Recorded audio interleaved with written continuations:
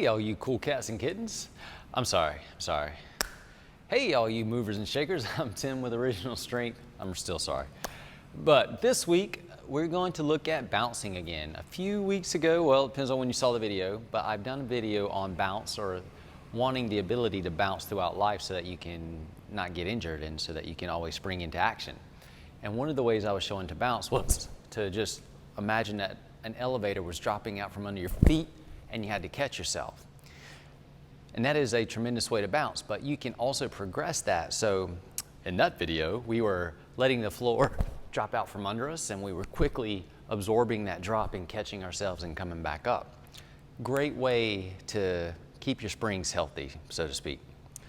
But we can add challenges to that and we can narrow our base so we can start changing foot position, and that's a mild challenge. But then we can also start to add one leg at a time. So now we're increasing the challenge, and that's reasonable because life happens 1 foot at a time when we're walking, right?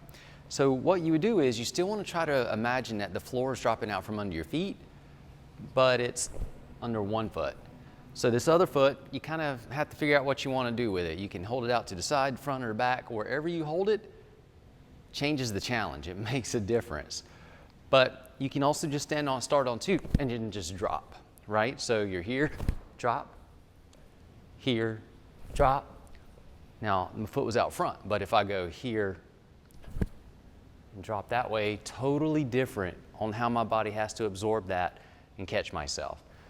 Really super simple, it makes a difference. So from the side, if you're here, you drop, or if we want to switch legs and let the other leg play, you drop, or if you're here, you drop.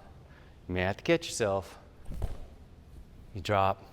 And you can even, run challenges like you're here and you drop, back up, drop. Super simple, I know, but you still want to challenge your springs.